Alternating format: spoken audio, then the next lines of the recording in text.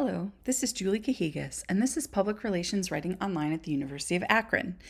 This lecture goes over a basic overview of the news release, which is one of the most ubiquitous public relations formats. It is potentially the thing that you're most likely to be asked to write in a job interview that has a public relations focus.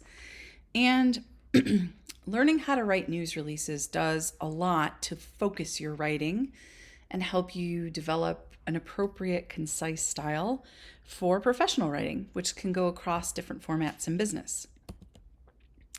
What is a news release? I'm going to talk in a second, obviously, about what news releases do, but what is a news release?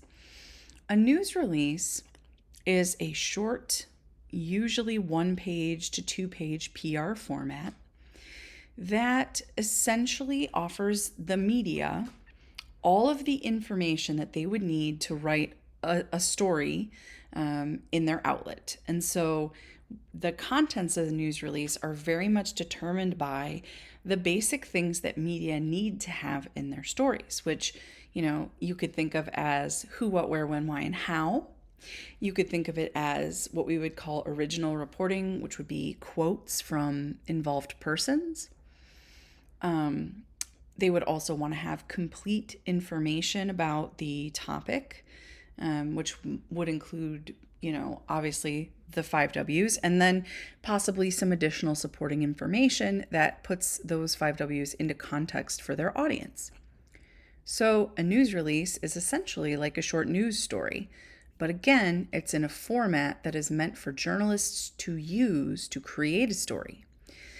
As news media staffs have become smaller and smaller, many news media will also use press releases as the story and maybe just edit a little bit and maybe just conduct a short interview or add some quotes. So, what does a news release do? First and foremost, obviously, as I just said, news releases are meant to entice media to write a story about a newsworthy event. So something that is interesting to their audiences. We're going to talk a lot about audience in this course. Generally, if you can convince a journalist that their audience will care about what you're writing about, you can get them to run a story. Okay. News releases, the goal of a news release is to provide as much information as possible, which is meant to make that story that you're enticing them to write easy to write. Kind of already said that, but there it is in your bullets. News releases also are sometimes used to get event listings. So if you're publicizing an event or announcing an upcoming event, you might send news releases out to a variety of event-oriented listings. It used to be, and I'm not sure if they have, I'm sure they still have this probably. The Cleveland Plain Dealer used to have the Friday magazine, and it was like this insert in the paper that would have all of the weekend's events. And so back when I was a college student myself, I was often sending our releases to the Friday magazine editors to make sure that all of our events were listed on the weekend in which they occurred. News releases can also notify media of an upcoming event or an opportunity for them to visit an organization. There's other names for that. So you might have a news release and you might have a media advisory, which is a shorter form. We'll talk a lot more about that when we get to that format. And you might have, a press junket or a media day. There's lots of different ways to talk about it, but a news release is generally part of that notification. News releases also stand alone on websites quite frequently. Sometimes organizations will take their own news release and turn it into a feature. I just recently did one of those for the University of Akron's website. They had a news release and I went out and interviewed the persons involved and then created a feature story for the website. Other times you just post your news releases on a news page, and that serves as a place for both the media and your stakeholders, which might be clients, customers, donors, depends on your organization, to come and see what's happening in your organization. Finally, news releases, actually they do really a list of things that would be impossible for me to capture in one lecture, but News releases also provide additional clarification for existing stories. So if there's been some kind of an emergency and you need to update the media, you might use a news release. Or if there's an update to a story, something about a product or a service or a launch, you might use a news release. There are different types of news releases. You get your announcement release, which is really the format that we're going to focus most on in this course because it is the most common. The most common release is an announcement release. It's either announcing an event, it's announcing a promotion, a hiring of an employee. It could be announcing a new program, a new service, a new product, a launch. Announcement releases are extremely common. Created news releases are sort of a type of announcement release. A created news release is when you have an announcement that's not particularly newsworthy. So if your organization is turning 75 years old, it's not really that newsworthy. People don't really care that much about those kinds of milestones generally. Even if you're like the zoo, it's still really hard to sell certain anniversary releases or other types of announcements that really don't rise to the level of what we would consider newsworthy. So what you can do is you can add a newsworthy angle to an announcement that's not newsworthy and hopefully make it newsworthy. So a good example of this was done by a student of mine some years ago now. It was for, I can't remember the name, but it's an Akron-based taxi cab company. And it was I think it might have been their 75th anniversary. And, she was interning there and she came to me and said, well, they want me to do all these 75th anniversary releases or, whatever. But I don't think it's very newsworthy. And I said, I agree, it's not. So what can we do in terms of an angle? And the angle that she ended up coming up with was people who fell in love in the taxi cabs, which was an amazing angle. And so she went out and tried to find stories about, people who had met through the taxi service or people who had, connected there and fell in love, or there were some other different kinds of stories as well. And she wrapped that into what we'll talk about in a minute, a feature release, but essentially it was a created news release. It was, here's a newsworthy angle, right? All these connections made by the cabs. But it was really also to get this announcement out there. And I'll probably talk about that particular case a little bit later in the course because she made one of the, we'll call it classic blunders of a media relations professional, which is she sent that release out to multiple journalists at the same outlet.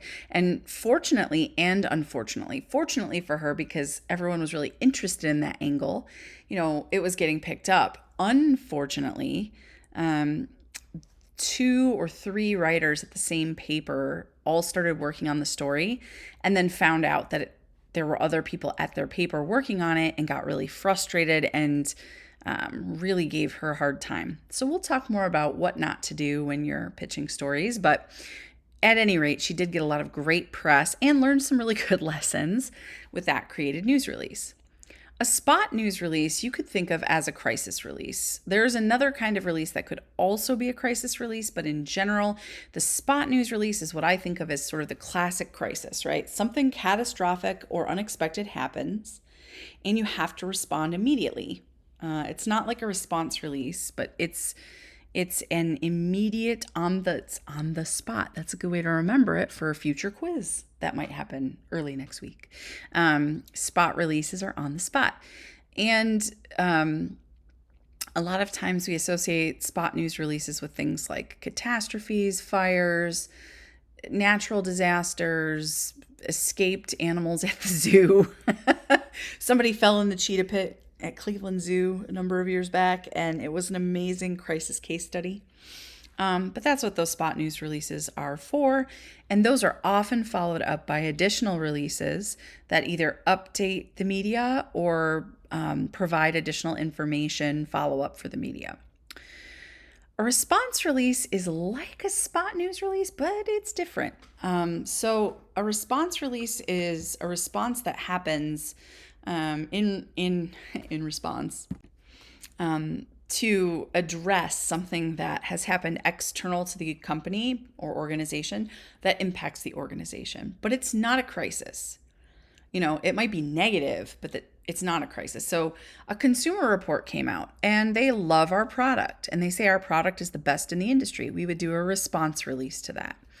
A consumer report comes out and they say our product is the worst product in the industry. Okay, we would probably also write a response to that. It's not necessarily a crisis, but it is something we need to respond to that is negative. Frequently, when I think about response releases, I think of them as positive or neutral. So neutral might be something like Adoption Network Cleveland might have done a release when the state of Ohio opened adoption records to adoptees, which allows them to more easily find their birth parents. Is that bad news? No. Maybe. Is it good news? No. Maybe there's some issues surrounding that news that make it kind of sort of loaded neutral. It's neutral, but only because there's really positive and really negative and it kind of evens out. But anyway, that would be a response release. Them responding to the change in law would be a response release. All right. Now, things get a little confusing over here, but feature release is essentially a news release that is written like a feature story. So it's very narrative, tied to relevant events in the news or in the market.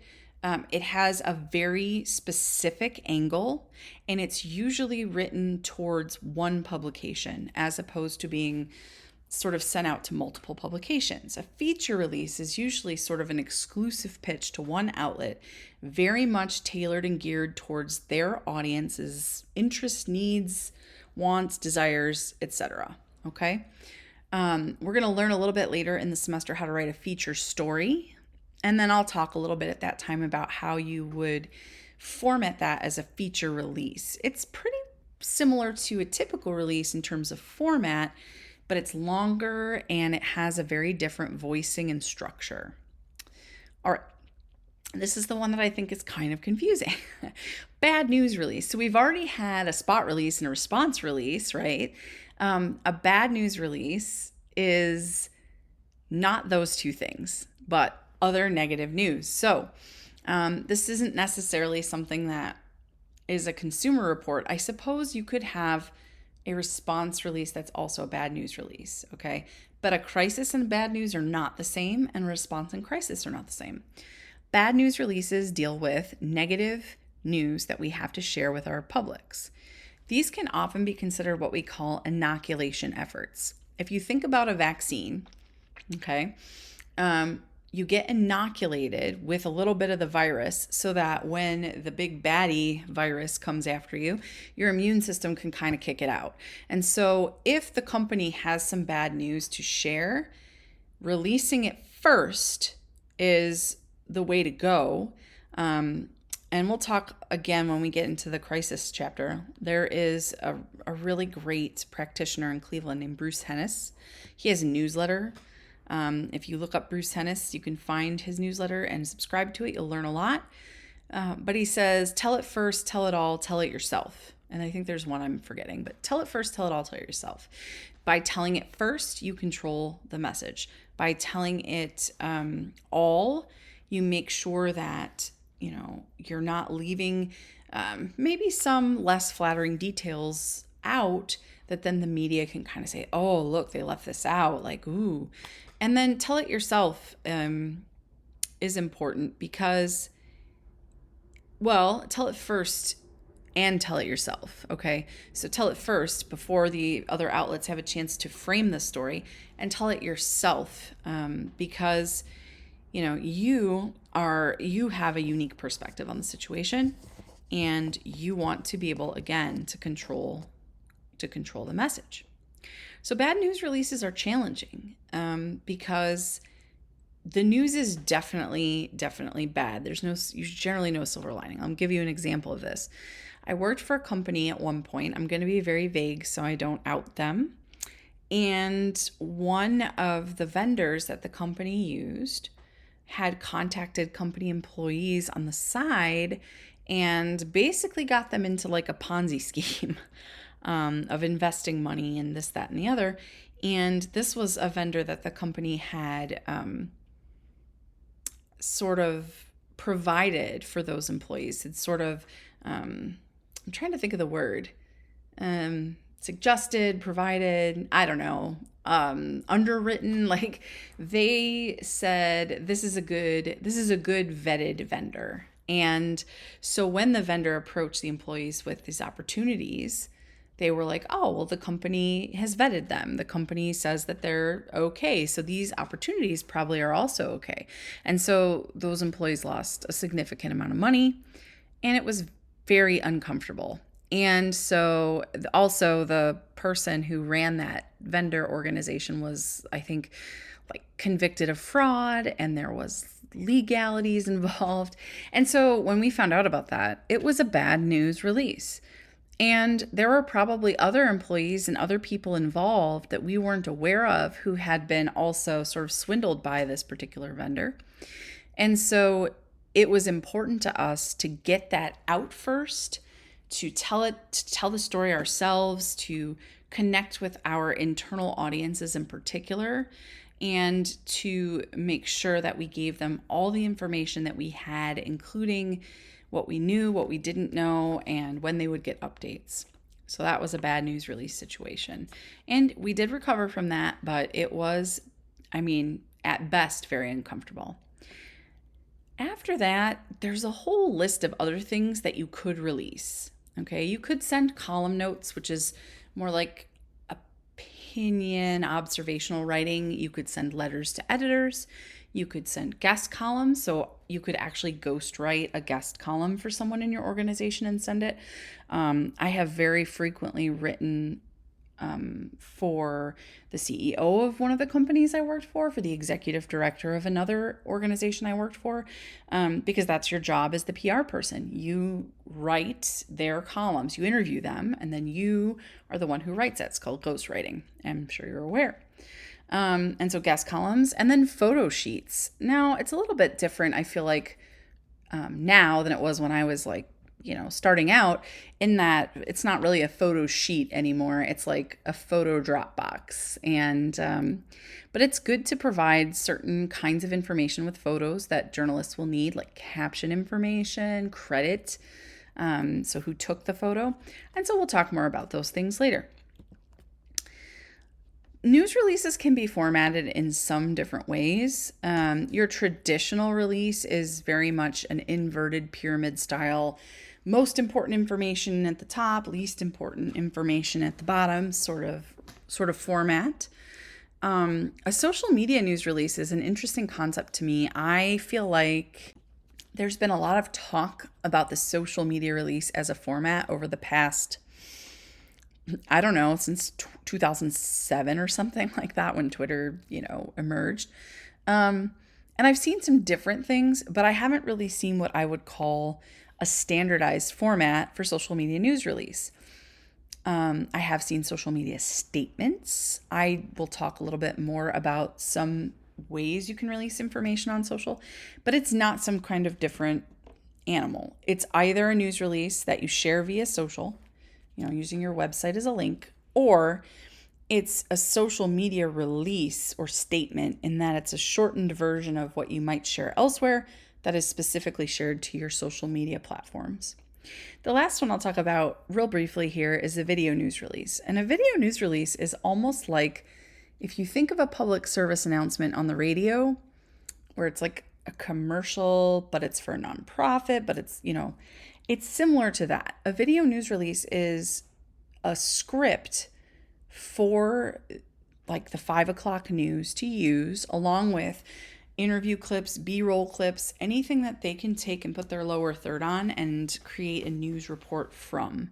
And those are a bit expensive to produce because if you want them to be most effective, you actually have to produce them, meaning shoot the B-roll, shoot the interviews, send all of that with the script to the journalist. But there's also the possibility of you sending the script along and the journalist following up and doing the interviews and coming out and shooting the B-roll. It's just they're less likely to do that than to utilize really high quality video that you've already shot. So depending who the client is or what organization you're working with, you may want to suggest hiring a video crew to come in and create a VNR. I would say that would depend on, do you think this is news that has national possibilities? Is there a reason why it's, really important to have it on television news as opposed to in other types of venue? And also, is there a reason why you need a professional video and that evening news rather than a social video that you could create in-house? So that one is expensive if you do it sort of the best way. Print. So this is an important thing for you to note. Definitely would be a really good quiz question. Where you release a news release, okay, it impacts what goes in it and when you send it. If you're sending out a news release for a print publication, a magazine, a newspaper, depending on the publication, generally you have a longer length document and timeliness is not as important. So if you're pitching a newspaper, those come out daily, which means there's lots of chances for you to have your story told. And you don't necessarily have to, you could send it in advance and they would be able to integrate it into their editorial schedule. If you're sending something to TV news, first of all, the content has to be much shorter. And second, timeliness is fairly important. A television news station, you're not going to send something 3 weeks in advance. A print news release, you might send 2 to 3 weeks in advance of an event so that the print publication, like the daily newspaper, could choose to preview the event, or they could choose to come to the event and review the event, or, there's 5 other different ways that they could utilize that release. Television news doesn't do things on that long of a scale. Television news producers are looking at what can I shoot today and maybe what can I shoot tomorrow. So that's going to be very important that you're sending these out just at the right time. For radio news releases are the shortest. Literally, the radio has very few seconds in between other programming to deliver news in general. And then radio news producers tend to choose the news that's going to run on the show the day of the show. So you don't want to send them something days in advance, and you don't want to send them something that's long that they'll have to edit down. It should be short, snappy, and basically the day of what's going on. Social media releases can be widely varied. You can have a single tweet, you can have a single post, you can have a reel, a video, an Insta story. There's just a TikTok. There's a wide variety of ways that you can release information on social. Timeliness on social is just as important as timeliness on radio. If you want to break news on social media, it has to be almost instantaneous to whatever is going on. So timeliness is very important on social. All right. This is just a quick rundown of what goes in a news release. You're going to have a copy of the news release checklist to take a look at with a little bit more detailed information. And then the lecture that follows this one on news releases will go over each one of these components in specific, explain to you how to format them, and sort of give you all the rules of engagement in terms of our course. So with news releases. First, it's going to have what we call identity, so logo, name, and address of the organization. Then you're going to have the contact. The media contact is usually the PR person, the spokesperson, chief communication officer, lots of titles, but whoever we want this media person to call when they receive the release is our contact. It should have instructions for a release timeline. This is usually for immediate release, but if there is sensitive information in the release and if there is sort of a specific timeline, for example, I'm launching a product on, I don't know, September 15th, and I don't want any information getting out before September 15th, but I want to invite the media and I want to give them, the product specs ahead of time so they have time to prepare. I would put something on there like for release, after September 15th at noon. And then I would expect the media to honor that. Now, they don't always, and we'll talk more about that in the next lecture. After you've got those things, those are sort of your header, the first three, then you get your headline. And I'll talk a lot about headlines and we'll work on some headlines, but my one piece of advice about headlines is if I read your headline, I should know what your story is about. If your headline is so silly or so creative or so cryptic that I don't know what the story is about, if I were the journalist, I'd probably just delete the email. And I have done that many times. I'll tell you a fun story about a time when I fell for a tricky headline in the next lecture.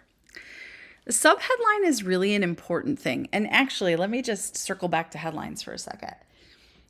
Every single thing from the headline through the lead paragraph is sort of the path a journalist takes to deciding if they care about what you've sent them. So as a journalist, and I was a journalist, I would read the headline. Oh, first of all, I'd read the subject line of their email. And if I couldn't figure out what that was, like I didn't know what the story was, I'd probably delete it. If I could tell that it might be interesting, I would open it and then read the headline of the release. And if that still kept my interest, I'd read the subhead. And if that still kept my interest, the lead. And then I'd pretty much by that point would read the release. So the headline and the subhead are really crucial because they need to convince journalists not only that what you have to offer them is newsworthy, but that it's particularly interesting to their specific audience. Some of that work can be done in the pitch, and we're going to talk about pitches in a few weeks, but the headline and subhead are very instrumental in helping a journalist decide if they care about what you sent them. We're going to talk about the dateline. The dateline is the date and location where the release originated. It's an AP style element. It is extremely detailed, extremely rule-oriented, and you're going to learn all about them and practice them an awful lot. After the dateline, literally in the same line, you get your lead paragraph. And your lead paragraph should always reiterate, it should restate anything in the head and the subhead. So unlike other documents you're used to, like pretty much in any other part of your life, usually if the headline says something, you don't say it again. In a news release, the head and subhead are generally repeated in the lead.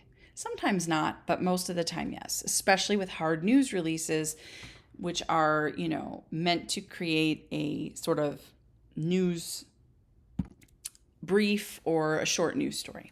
Okay. After your lead paragraph, I don't have it here, but it is in the checklist. Generally, you'll have a quote right after that lead paragraph. And that is because, again, as a journalist, I'm trying to decide if I should even, read and interact with your news release. And if I see a quote and it's a really good, strong quote, that's going to convince me even more that I want to work on this story.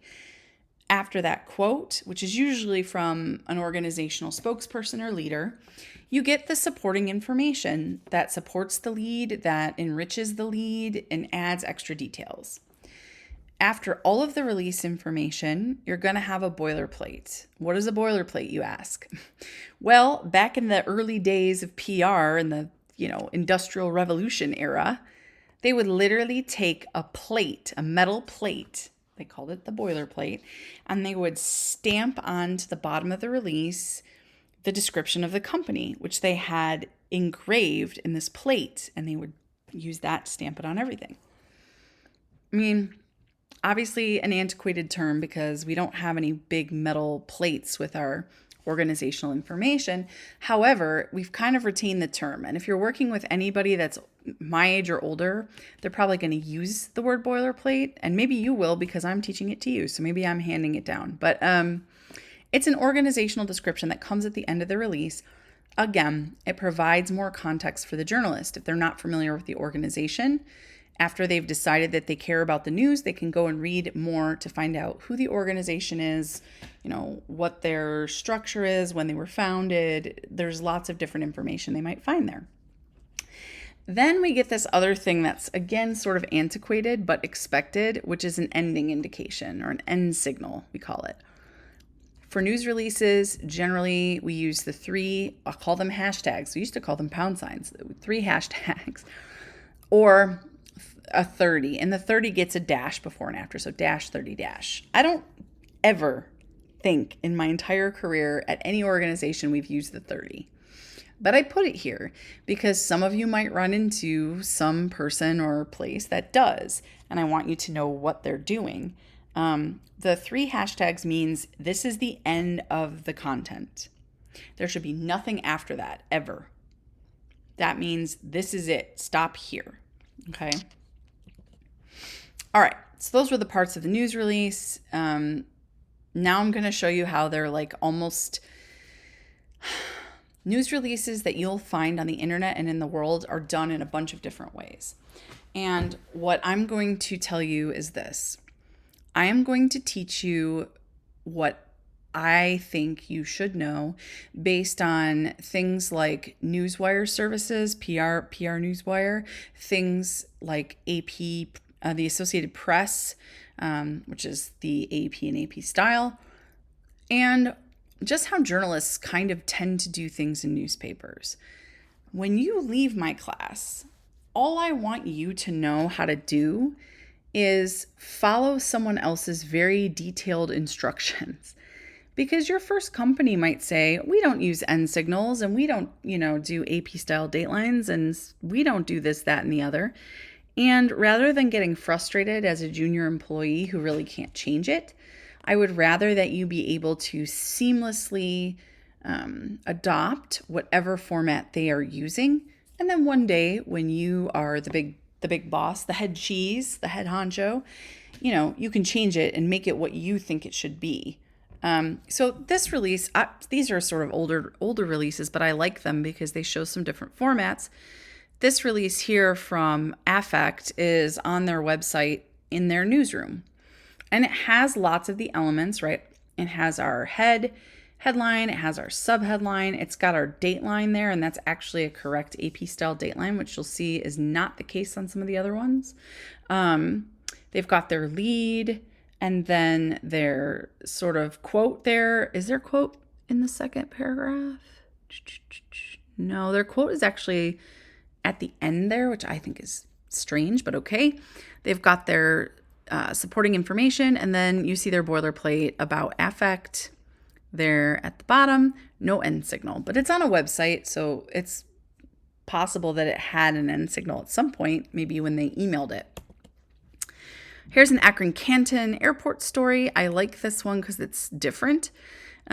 First of all, it doesn't have a subhead, which I think is it's a missed opportunity to persuade the reader that this is interesting. Their dateline doesn't have a date, which is very strange, but you'll see over on the left there that they have the date sort of underneath the headline, and their dateline is also not formatted in AP style. They've got their opening lead, which is basically what I would expect it to be, and their quote is the second paragraph, which is what I would expect it to be. They've got lots more details. They actually use a numbered list here, which is okay, assuming that it makes sense.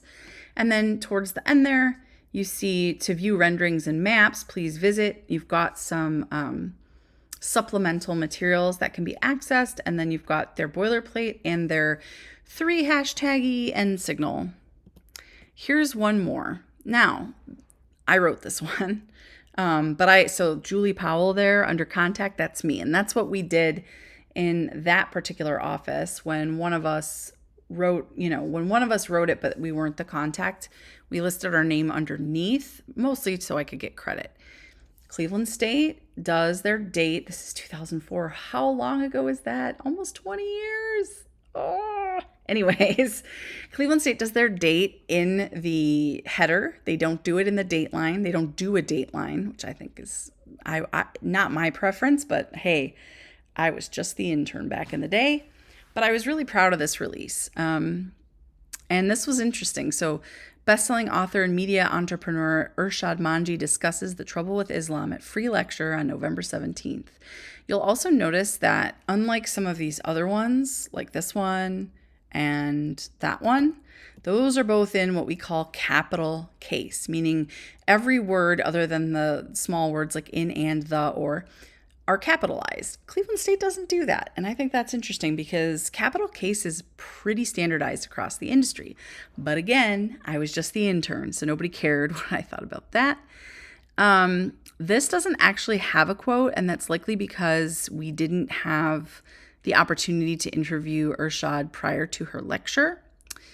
But you do see the lead there. You see the additional information. So kind of the lead about the event, who's putting on the event, the book that she is discussing, and then her personal history. We didn't have a boilerplate. We just had to form more information. Again, would not be my preference, but I was the intern. The interesting thing about this particular release is after I wrote it, I attended the event, and it was really the first time in my life that I was exposed to I don't know how to put it in a sensitive way. People of a different religion than mine who were threatening violence.